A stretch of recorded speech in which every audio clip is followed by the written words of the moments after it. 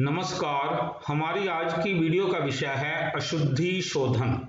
मैं डॉक्टर सलील Kumar, associate professor, आपका KRM DAV college Nakodar की ऑनलाइन डीएवी डिजिटल पाठशाला में स्वागत करता हूं।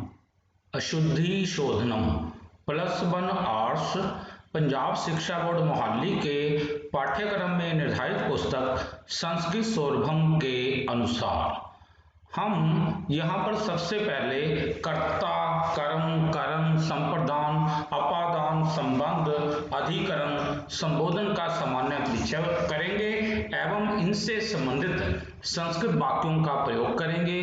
तत्पश्चात पाठ्यक्रम में निर्धारित उपपद विभक्तियों से संबंधित अशुद्धि शोधन के नियम एवं उदाहरण करेंगे। तत्पश्चात पाठ्यक्रम में निर्धारित अशुद्धि शोधन संबंधित अभ्यास के लिए उदाहरण वाक्य को करेंगे। फिर हम अभ्यास माला को करेंगे। अब हम सबसे पहले आते हैं कर्ता क्या होता है। क्रिया के करने वाले को कर्ता कहते हैं और कर्ता में प्रथमा विभक्ति होती है। जैसे राम जाता है, रामे गच्छति, देव पढ़ता है, देवे पढ़ती। यह राम और देव ये कर्ता है। तत्पश्चात कर्म, जिस पर क्रिया का असर पड़े उसे कर्म कहते हैं। कर्म में द्वितीया विभक्ति होती है। राम स्कूल जाता है, देव पुस्तक पढ़ता है। अब देखो, रामे विद्यालयम गच्छति, देवे पुस्तकम पढ़ती। यहाँ पर राम जो है कहाँ जा रहा है, मतलब कौन सा कार्य कर रहा है, विद्यालय को जाने का कार्य कर रहा है। और देव क्या पढ़ रहा है, देव पुस्तक पढ़ रहा है। यानी यहाँ पर जाना और पढ़ना क्रिया का क्रमशः स्कूल और पुस्तक पर प्रभाव पड़ता है, इसलिए ऊपर लिखित वाक्यों में स्कूल और पुस्तक कर्म है। यानी कि विद्यालय, यहाँ पर विद्यालय और ये पुस्तक जो है ये कर्म है, इसलिए यहाँ पर कर्म में दूसरी विभक्ति का प्रयोग किया गया है। तत्पश्चात हम आते हैं कर्म। कर्ता के साधन को कर्म कहते हैं, अर्थात जिसकी सहायता से कार्य निष्पन्न होता है या जो कार्य की निष्पत्ति में सहायक होता है उसे कर्म कहते हैं। और कर्म में तृतीया विभक्ति होती है। कर्म मतलब कि जिसकी हेल्प से कोई कार्य किया जाता है उसे हम कर्म कहते हैं। अब जैसे ये देखो, राम पैरों से विद्यालय जाता है। अब देखो, राम पैरों से विद्यालय जाता है, राम विद्यालय जा रहा है, वो हेल्प किसकी ले रहा है, पैरों की। अब यहाँ पर जो है पैर की पादाभ्याम, रामे पादाभ्याम विद्यालयम गच्छति, क्योंकि राम के दो पैर हैं इसलिए तीसरी व्यक्ति का द्विवचन यहाँ पर लगेगा। अब विद्यालय यहाँ पर कर्म है, राम यहाँ पे करता है। आगे है हाथी पैरों से मंदिर जाता है। अब हाथी की गजय पादई दिवाल्यम गच्छति, क्योंकि हाथी के पैर चार होते हैं इसलिए यहाँ पर तीसरी व्यक्ति का बहुवचन यहाँ पर लगा है। आगे दिवाल्य मतलब ये कर्म है, हाथी तो ये बना गजय पादई दिवाल्यम गच्छति। फिर है देव कलम से लेख लिखता है। अब देखो, देव लिखता है, देवै लिखती। अब क्या करता है वो, लेख को, ये कर्म हो गया। अब किसकी सहायता से लेख लिख रहा है, कलम की, तो यहाँ पर कलमेन यहाँ पर आएगा, जिसकी सहायता से कोई कार्य किया जा रहा है, तो यहाँ पर तीसरी व्यक्ति का प्रयोग हो रहा है। अब हम आते हैं संप्रदान, जिसे कुछ दिया जाए या जिसके लिए कोई काम किया जाए या जिसके लिए कर्ता किसी वस्तु को देने की इच्छा करता है या देता है उसे संप्रदान कारक कहते हैं। संप्रदान में चतुर्थी विभक्ति होती है, जिसको कोई चीज दी जाए या जिसके लिए कोई कार्य किया जाए उसे संप्रदान कहते हैं। अब जैसे है सूर्य चंद्र को प्रकाश देता है, सूर्य चंद्राय प्रकाशम यच्छति। यहाँ पर देखो, जो कर्ता तो सूर्य है और कर्म क्या है, उसका काम क्या है, प्रकाश देना, तो ये पर प्रकाश जो है यहाँ पर कर्म हो गया। अब किसको दे रहा है, चंद्रमा को, तो यहाँ पर चंद्राय, ये चंद्र है ना, चंद्राय, यहाँ पर चौथी व्यक्ति का प्रयोग हुआ है। राजा अनुशासन के लिए जुर्माना करता है। अब देखो, निरपय अनुशासनाय दंडयति, अनुशासन के लिए चौथी व्यक्ति का यहाँ पर हमने प्रयोग किया है। आगे है विद्यार्थी पढ़ने के लिए स्कूल जाता है। अब देखो, विद्यार्थी की छात्र है, अब विद्यार्थी जाता है कहाँ विद्यालय को, छात्र विद्यालयम गच्छति, पढ़ने के लिए पठनाय, यानी जो इसमें हमने नया लगाकर ये चौथी विभक्ति का प्रयोग कर दिया है। ऐसे पढ़ने के लिए, खेलने के लिए हो तो क्रीडनाय आ जाएगा, भागने के लिए तो धावनाय आ जाएगा। इस प्रकार हमें ये करने होते हैं। अब हम आते हैं अपादान, जिससे पृथकता, अलग होना पाया जाए, अर्थात जब किसी एक वस्तु का किसी अन्य वस्तु से वियोग पाया जाए तो जिस वस्तु या स्थान में वियोग होता है उसे अपादान कारक कहते हैं। और अपादान में पांचवी विभक्ति होती है, यानी जहां से कोई चीज अलग हो रही है ना, वो अपादान होता है। अब जैसे सेंटेंस है, राम घर से स्कूल जाता है, यानी कि राम जा रहा है कहां से, घर से, यहां से अलग होने में पांचवी विभक्ति का प्रयोग। और विद्यालय कर्म है, रामे गृहात् विद्यालयम गच्छति, रामे गृहात् विद्यालयम गच्छति। फिर है वृक्षों से बंदर कूदते हैं। अब देखो बंदर कहां से कूद रहे हैं, वृक्षों से, तो यहां पर आएगा वृक्षेभ्य, क्योंकि यहां पर वृक्ष ज्यादा है, इससे पांचवी विभक्ति का बहुवचन यहां पे लगेगा। वृक्षेभ्य बानरा कूदन्ति। भिखारी गांव से गांव जाता है, यानी वह एक गांव से दूसरे गांव जा रहा है। अब जहां से वो अलग हो रहा है पांचवी विभक्ति, और जहां को जा रहा है यहां पर दूसरी विभक्ति। यहाँ पर ये जो पहला गांव है ये अपादान हो गया, और ये जो है ये कर्म हो गया। तो इस बात का ध्यान में रखना है। भिक्षुकया ग्रामात् ग्रामम गच्छति। तत्पश्चात संबंध, जिसके साथ संबंध प्रकट हो उसमें षष्ठी विभक्ति होती है। जैसे रामस्य पुत्र, राम का पुत्र, दो पुत्रों का पिता, पुत्र्यो जनक। अब भाइयों का भाई, सहोदरा नाम सहोदर। अब है राम का पुत्र स्कूल जाता है, रामस्य पुत्र विद्यालयम गच्छति। दिन का पिता सूर्य होता है, दिवसस्य जनक सूर्य भवति। अब ये जो हमने संबंध वाला ये किया है, ये कारक की कैटेगरी में नहीं आता, क्योंकि इसका सीधा क्रिया के साथ संबंध नहीं होता। कारण क्या, ये देखिए, राम का पुत्र विद्यालय जाता है, यहाँ पर देखो ये जो क्रिया कर रहा है पुत्र कर रहा है, मतलब पुत्र कहाँ जा रहा है, विद्यालय को जाने का। पुत्र विद्यालयम गच्छति, पुत्र का संबंध है राम के साथ, तो ये इसका पुत्र का संबंध राम के साथ है, तो इसलिए ये जो है कारक की कैटेगरी में नहीं आता। अब है अधिकरण। क्रिया के आधार को अधिकरण कहते हैं, अर्थात किसी वस्तु के आधार को अधिकरण कहते हैं, अथवा जिसमें कोई अन्य वस्तु रखी जाए या उसे आधार कहते हैं। और आधार ही अधिकरण कारक होता है। अधिकरण में सातवीं विभक्ति होती है, यानी कि जहां पे कोई वस्तु मौजूद हो, ठीक है जी, और वहां पे मतलब ये अधिकरण कारक होता है, यानी में पर इसकी निशानी होती है। अब जैसे देखो, आकाश में काले बादल गरज रहे हैं, आकाशे कृष्णा मेघा गरजन्ति, आकाशे कृष्णा मेघा गरजन्ति। वृक्षों पर बंदर कूदते हैं, वृक्षेषु बानरा कूदन्ति। देखो वृक्षों पर, तो यहाँ पर ये चीज वो मौजूद है। तिलों में तेल होता है, ऐसे जिसमें कोई चीज मौजूद है वहां पर सातवीं विभक्ति, अधिकरण में सातवीं विभक्ति का प्रयोग होता है। आगे संबोधन, जिसे पुकारा जाए उसे संबोधन कहते हैं। संबोधन में मतलब हम इसको कह देते हैं आठवीं विभक्ति, लेकिन ये होती प्रथम विभक्ति ही इसको कहा जाता है।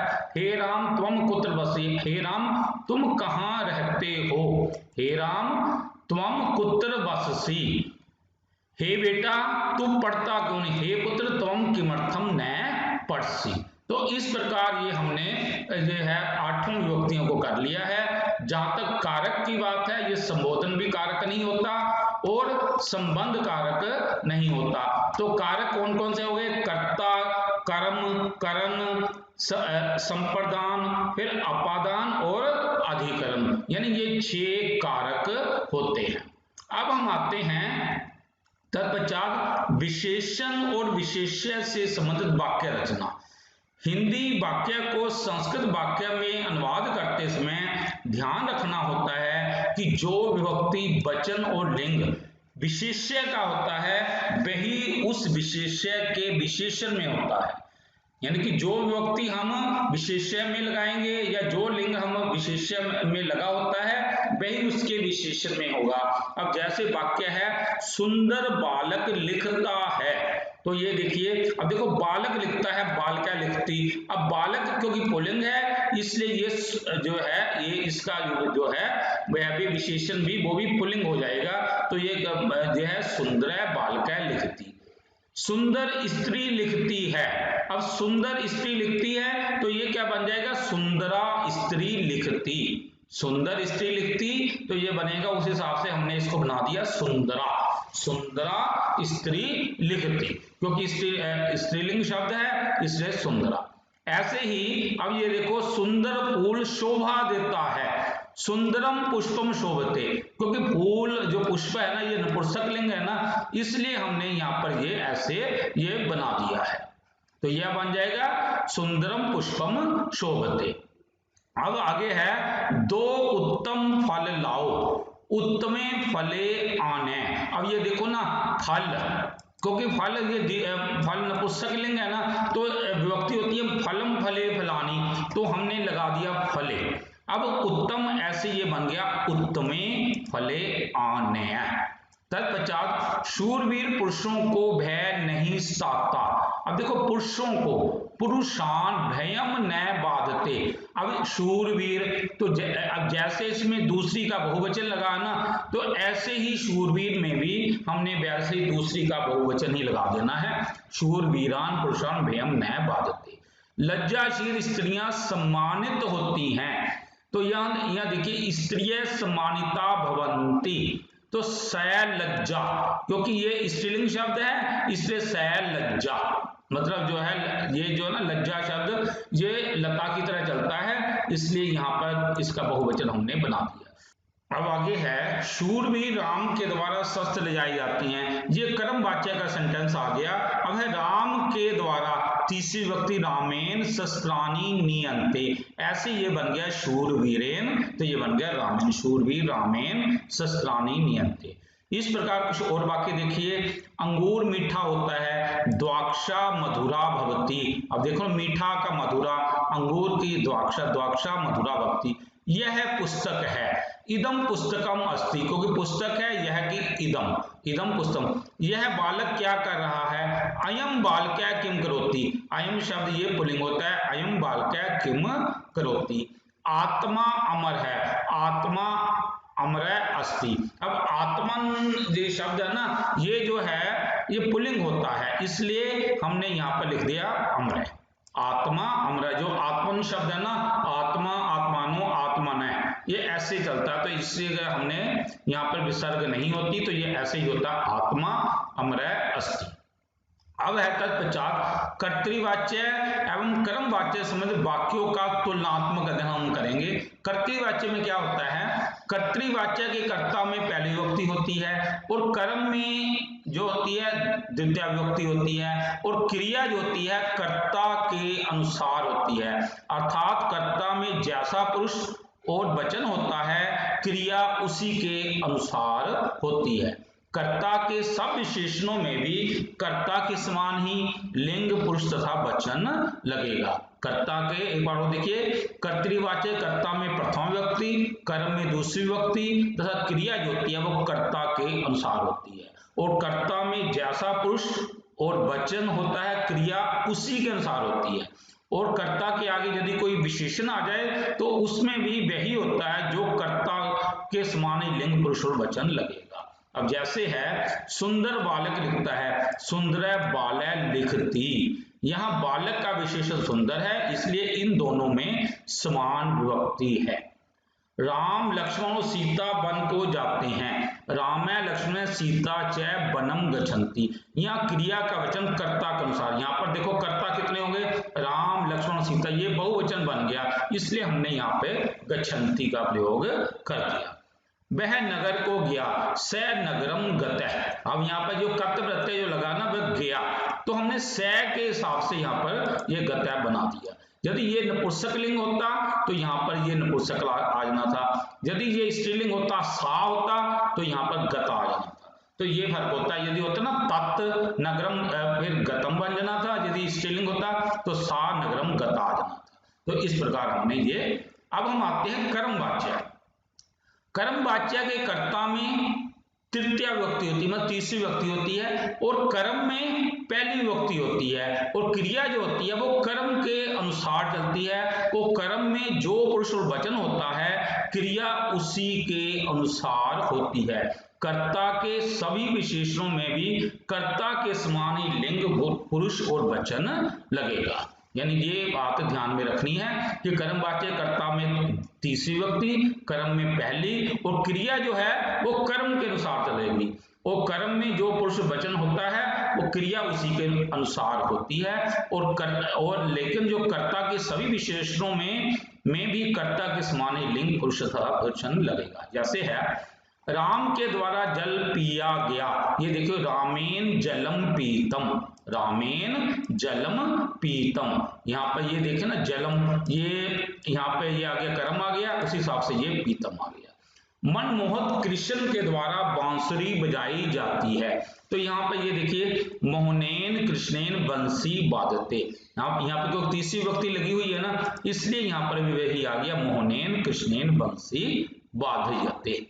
आगे इसके पश्चात अब हमें जो देखना है उपपद विभक्तियां क्या होती हैं। जब किसी पद विशेष के योग में कोई विशेष विभक्ति होती है तो उस विभक्ति को उपपद विभक्ति कहते हैं। हमने इससे पहले कर्ता कर्म वगैरह ये हमने 8 विभक्तियों को पढ़ लिया है। अब हमें उपपद विभक्तियों का ही पता होना चाहिए, तभी हम अशुद्धि शोधन कर सकते हैं।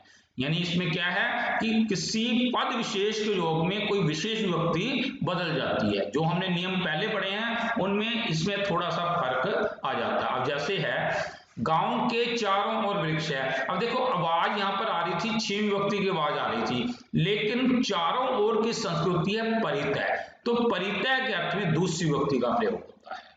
सीता राम के साथ जाती है, देखो यहाँ पर हमने ऐसा लग रहा था जैसे संबंध हो तो हमें 6 विभक्ति लगानी चाहिए थी, लेकिन क्योंकि सह के योग में तीसरी विभक्ति का प्रयोग होता है, सीता रामेन सह गच्छति। शिव को नमस्कार, अब यहाँ पर लगता तो हमें कि दूसरी विभक्ति, लेकिन क्योंकि नमः के अर्थ में चौथी विभक्ति का प्रयोग होता है, तो ये हमें ऐसे इन शब्दों को ध्यान में रखना होता है इन पद विशेष के अर्थ में। यानी परितय है, सह है, नमः है, यानी कि इनके योग में ऐसे विभक्तियां बदल जाती हैं कि लगनी आवाज किसी और की लगती है लेकिन विभक्ति उसके स्थान पर ऐसे आ जाती है। तो अब हम इसको भी करेंगे। अब जैसे द्वितीय विभक्ति के नियम हैं उभयतय, सर्वतय, परितय, बिना, धिक और अधि। जहां पर ये शब्दों का प्रयोग हो तो हमें वहां पर दूसरी विभक्ति का प्रयोग कर देना है। अब जैसे देखिए मूर्ख पुरुष की लानत है, तो हमें धिक मूर्खम, क्योंकि हमें धिक के अर्थ में हमें दूसरी विभक्ति लगा देनी है, धिक मूर्खम। गांव के चारों ओर वृक्ष है, ग्रामम परितय वृक्षा सन्ति, हमें परितय के अर्थ में हमने दूसरी विभक्ति का प्रयोग कर दिया है। फिर है अध्यापक के सभी ओर विद्यार्थी खड़े हैं, अब हमने सर्वतय के अर्थ में हमने दूसरी विभक्ति का प्रयोग कर दिया, अध्यापकम सर्वतय छात्रा तिष्ठन्ति। फिर है विद्यालय के दोनों ओर वृक्ष हैं, अब देखो उभयतय के अर्थ में दूसरी विभक्ति विद्यालयम उभयतय वृक्षा सन्ति। फिर है मैं तुम्हारे बिना फिल्म नहीं देखता हूं, अहम त्वाम बिना चलचित्रम न पश्यामि, तो यहाँ पर बिना के अर्थ में दूसरी विभक्ति का प्रयोग हो रहा है। अब वैसे हमें लगता था कि जैसे छेमी लगाएंगे, लेकिन बिना के अर्थ में दूसरी विभक्ति। ऐसी है अधि उपसर्ग, हरि आसन पर बैठते हैं, हरि आसनम अधितिष्ठति, अधि के योग में दूसरी विभक्ति का प्रयोग हो गया, हरि आसनम अधितिष्ठति। एक बार वो देखेंगे कि धिक, परितय, सर्वतय, उभयतय, बिना और अधि उपसर्ग के अर्थ में दूसरी विभक्ति का प्रयोग हो गया, यानी धिक मूर्खम, ग्रामम परितय वृक्षा सन्ति, अध्यापकम सर्वतय छात्रा तिष्ठन्ति, विद्यालयम उभयतय वृक्षा सन्ति, अहम त्वाम बिना चलचित्रम न पश्यामि, हरि आसनम अधितिष्ठति। तत्पश्चात तृतीय विभक्ति के नियम, तीसरी विभक्ति के नियम अलम, सह और लक्षण बोधक या स्वभाववाची शब्द है, स्वभाव है, इसके बजाय कोई जाति से संबंधित है तो वहां पर तीसरी विभक्ति का प्रयोग होगा। अब जैसे है सीता राम के साथ जाती है, सह के अर्थ में तीसरी, सीता रामेन सह गच्छति। हंसना बंद करो, अलम हसीतेन, या अलम के अर्थ में तीसरी व्यक्ति। फिर है वह जाति से क्षत्रिय है, स जात्या क्षत्रिय अस्ति, यहाँ पर जाति में तीसरी व्यक्ति का प्रयोग किया गया है। लक्षण बोधक, सज्जन स्वभाव से सुंदर होता है, सज्जन स्वभावेन शोभने अस्ति, यहाँ पर स्वभाव में हमने तीसरी व्यक्ति का प्रयोग किया है। एक बार और देखेंगे, सह, अलम और जाति तथा लक्षण बोधक में तीसरी व्यक्ति का प्रयोग। सीता रामेन स गच्छति, अलम हसीतेन, स जात्या क्षत्रिय अस्ति, सज्जन स्वभावेन शोभने अस्ति। तत्पश्चात हम आते हैं चतुर्थी विभक्ति के नियम। नमः, दा, कुप, रुच, जहां पर ये शब्द आ जाए, नमः मीन नमस्कार, दा मीन देना, कुप नाराज होना, रुच मीन अच्छा होना, जहां पर ये आए हमें चौथी व्यक्ति का प्रयोग करना है। अब जैसे गुरु शिष्य पर क्रोधित होता है, अब यहाँ पर आवाज तो सातवीं की लग रही थी, लेकिन कुप धातु के अर्थ में चौथी व्यक्ति, गुरु शिष्याय कुप्यति, गुरु शिष्य को विद्या देता है, गुरु शिष्याय विद्याम ददाति। यहाँ पर ये देखे हमने चौथी व्यक्ति का हमने प्रयोग किया है, क्योंकि आवाज हमें लग रहा था शायद दूसरी लगाएंगे, लेकिन ददाति दा धातु के अर्थ में चौथी व्यक्ति का प्रयोग हमने किया है। ब्राह्मण को गाय देता है, अब देखो ब्राह्मण को गाय देता है, दा धातु के अर्थ में हमने चौथी व्यक्ति का प्रयोग किया है, ब्राह्मण नाये। फिर है शिव को नमस्कार है, अब देखो नमः के अर्थ में हमने चौथी व्यक्ति का प्रयोग किया है, शिवाय नमः। फिर है दुर्गा को नमस्कार है, दुर्गायै नमः, यानी कि ये दुर्गा शब्द लता की तरह चलता है, दुर्गायै नमः। तत्पश्चात मुझे भोजन अच्छा नहीं लगता, मह्यम भोजनम न रोचते, या अश्म शब्द की चौथी व्यक्ति है मह्यम, तो उसका ये प्रयोग हुआ है। एक बार और देखेंगे हम, कुप धातु, दा धातु, नमः और रुच धातु में चौथी व्यक्ति का प्रयोग होता है। गुरु शिष्याय कुप्यति, गुरु शिष्याय विद्याम ददाति, ब्राह्मणाय गाम ददाति, शिवाय नमः, दुर्गाय नमः, मह्यम भोजनम न रोचते। तत्पश्चात हम आते हैं पंचमी विभक्ति के नियम। जहां भी धातु, जहां जिससे डर वगैरह हो, ऐसे भी धातु है, पत मीन गिरना है, लज मीन लज्जा करना है, प्र प्रसभू पैदा होना, मतलब ऐसे ये आ जाए, भी, पत, लज और प्रभु धातु आ जाए, वहां पर हमें पांचवी विभक्ति का प्रयोग करेंगे। अब जैसे है वृक्ष से पत्ते गिरते हैं, वृक्षात पत्राणि पतंति, यानी वृक्ष से पत्ते अलग हो रहे हैं, इसलिए हमने यहाँ पे लगा दिया वृक्षात। तत्पश्चात गंगा हिमालय से पैदा होती है, गंगा हिमालयात। अब देखो प्र प्लस भव इस धातु में हमें पांचवी व्यक्ति का प्रयोग कर देना है, गंगा हिमालयात प्रवृत्ति। बच्चा शेर से डरता है, बालय सिंहात विभेति, विभेति के अर्थ में पांचवी व्यक्ति का प्रयोग। बहू ससुर से लज्जा करती है, अब बधू किससे लज्जा करती है, ससुर, तो ससुरात लज्जते, यहाँ पर ऐसे पांचवी व्यक्ति का प्रयोग। एक बार और देखेंगे, पत धातु, प्र प्लस भू धातु, भी धातु, लज धातु। पढ़ेंगे एक बार, वृक्षात पत्राणि पतंति, गंगा हिमालयात प्रभवति, बालय सिंहात विभेति, बधू ससुरात लज्जते। तत्पश्चात षष्ठी व्यक्ति यानी संबंध के अर्थ में छठवीं व्यक्ति का प्रयोग होता है। जैसे सीता रामस्य प्रियासी, सीता राम को प्रिय थी, यहाँ क्योंकि सीता का राम के साथ संबंध है, इसलिए यहाँ पर छठवीं व्यक्ति का प्रयोग हम करेंगे। लेकिन ऐसे लग रहा था जैसे हमें यहाँ पर दूसरी लगानी हो, लेकिन हमने यहाँ पर छठवीं व्यक्ति का प्रयोग किया है क्योंकि इसके साथ संबंध, सीता रामस्य प्रिया आसी। तत्पश्चात सातवीं व्यक्ति स्नी धातु, स्नेह करना के अर्थ में सातवीं व्यक्ति का प्रयोग होता है। माता पुत्रे स्नेहति, जो स्नी के अर्थ में क्योंकि सातवीं व्यक्ति लगती है इसलिए पुत्रे, माता पुत्रे स्नेहति। तो इस प्रकार हमने ये उपपद विभक्तियों को भी कर लिया है। अब हम इसके अभ्यास माला, अशुद्धि अशोधन से संबंधित जो अभ्यास माला है उसको देखेंगे। ये देखो, पहले देखो प्रैक्टिस के लिए हमने कुछ सेंटेंस दिए, राम लक्ष्मण सीता वनम गच्छति, ये लिखा है। तो अब हमें यहाँ पर देखो ये गलत लिखा है कि राम लक्ष्मण सीता ये बहुवचन है, तो यहाँ पर आ जाएगा गच्छन्ति, गच्छति की जगह गच्छन्ति। राम लक्ष्मण सीता वनम गच्छन्ति। द्वाक्षा मधुरा भक्ति, अब ये क्योंकि लता की तरह है, ऐसे ये मधुर है, मधुरा बन जाएगा, द्वाक्षा मधुरा भवति। इयम पुस्तकम अस्ति, पुस्तक शब्द को कि नपुंसक लिंग है, इसलिए यहां पर आएगा इदम पुस्तकम अस्ति। फिर है इदम बालकम किम करोति, तो यहाँ पर देखो बालक को कि पुल्लिंग शब्द है, इसलिए आएगा अयम, अयम बालक किम करोति। आत्मा अमरा अस्ति ऐसे लिखा है, तो आत्मा को की शब्द पुल्लिंग होता है, तो यहाँ पर आएगा अमर, आत्मा अमर अस्ति। फिर है स नगरम गतः, हम यहाँ पर देखो स नगरम, यहाँ पर लिखा स नगरम गतम लिखा है, तो यहाँ स के हिसाब से गत आएगा, कर्ता के अनुसार ये जो क्रिया हमने बनाई ना, इसमें जो है गत बनेगा, स नगरम गतः। तत्पश्चात रामेन जलम पीतम, राम के द्वारा जल पिया गया। अब क्योंकि ये कर्म वाच्य बन गया, तो यहाँ पर जो क्रिया जो है वो जल के हिसाब से बनेगी, तो रामेन जलम पीतम। धिक मूर्खस्य, अब धिक के अर्थ में दूसरी व्यक्ति, तो आएगा धिक मूर्खम। ग्रामस्य परिता वृक्षा सन्ति, परिता के अर्थ में दूसरी व्यक्ति, तो ग्रामम, ग्रामम परिता वृक्षा सन्ति।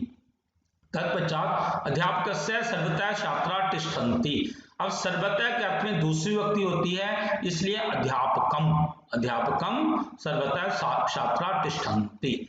विद्यालयस्य उभयतः वृक्षा सन्ति, उभयतः के अर्थ में दूसरी व्यक्ति होती है, इसलिए विद्यालयम, विद्यालयम उभयतः वृक्षा सन्ति।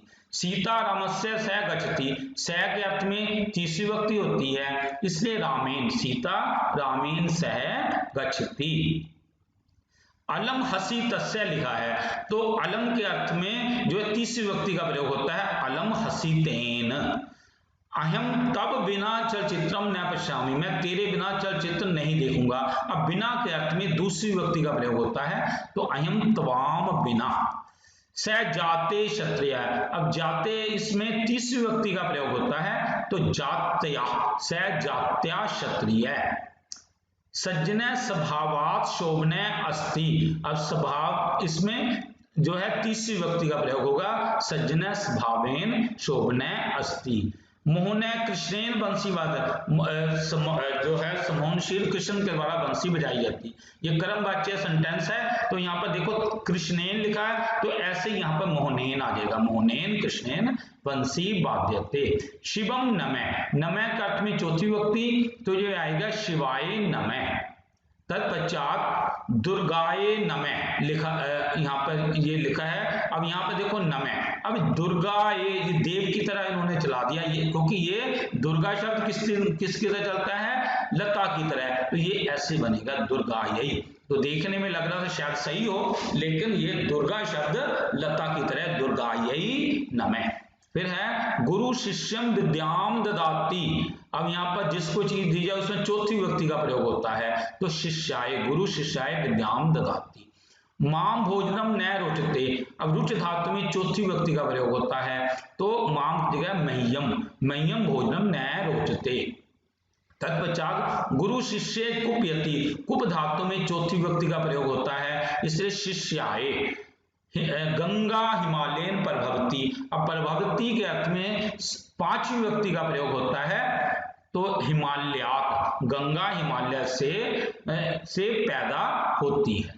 अब है वृक्षेन नयन पत्राणि, वृक्ष से पत्ते गिरते हैं, अब पत धातु में या जहां से अलग हुआ जाए वहां पांचवी व्यक्ति का प्रयोग होता है, इसलिए आ जाएगा वृक्षात पत्राणि पतंती। तत्पश्चात ब्राह्मणम गाम ददाति, ब्राह्मण को गाय देता है, जिसको चीज दी जाए उसमें चौथी व्यक्ति होती है, तो सेंटेंस आएगा ब्राह्मणाय गाम ददाति। हरि आसने अधितिष्ठि, हरि आसन पर बैठते हैं, अधि के अर्थ में दूसरी व्यक्ति, तो हरि आसनम अधितिष्ठति। बालय सर्पेन विभेति, अब विभेति जो है ये जो है इसमें जो है हमने पांचवी व्यक्ति का प्रयोग करना है, तो यह बन जाएगा यहाँ पर बालय सर्पात विभेति, सर्पात यहाँ पर जो है हमने पांचवी व्यक्ति का प्रयोग हमने यहाँ पे किया है। तत्पश्चात माता पुत्राय स्नियति, माता पुत्र से स्नेह करती है। स्नि धातु में सातवीं विभक्ति का प्रयोग होता है, माता पुत्रे स्नियति। बधू ससुरेन लज्जते, बधू जो बहू जो है ससुर से लज्जा करती है, बधू ससुरात लज्जते। फिर है सीता रामम रामम प्रियासी, सीता क्योंकि संबंध है, सीता रामस्य प्रिया आसी। तो इस प्रकार हमने अशुद्धि शोधन से संबंधित इन वाक्यों को कर लिया है अभ्यास के लिए। अब हम इसकी अभ्यास माला देखेंगे कि निम्नलिखित वाक्यों में से किन्हीं 3 वाक्यों का अशुद्धि शोधन कीजिए, क्योंकि पेपरों में इसी प्रकार आएंगे कि कोई 3 वाक्य मतलब 5 हो सकते हैं, 5 में से 3 का पूछा जाए। अब जैसे ये धिक मूर्ख से लिखा है तो यहाँ पर धिक के अर्थ में दूसरी विभक्ति धिक मूर्खम बन जाएगा। आत्मा अमरास्ति, आत्मा अमर अस्ति। अलम हसितस्य, अलम हसितेन। शिवम नमः, शिवाय नमः। गुरु शिष्यम विद्याम ददाति, गुरु शिष्याय विद्याम ददाति। तो एक ऐसे बनेगा धिक मूर्खम, आत्मा अमरास्ति, अलम हसितेन, शिवाय नमः, गुरु शिष्याय विद्याम ददाति। इति शुभम। प्रिय साथियों, यदि आपको ये वीडियो पसंद आया हो तो कृपया लाइक, कमेंट और शेयर अवश्य करें। यदि आपका कोई सुझाव हो तो कृपया हमारे व्हाट्सएप नंबर 9417347739 पर सुझाव लिखिए। कृपया हमारे चैनल सलिल कुमार राजपूत को सब्सक्राइब भी करें। धन्यवाद।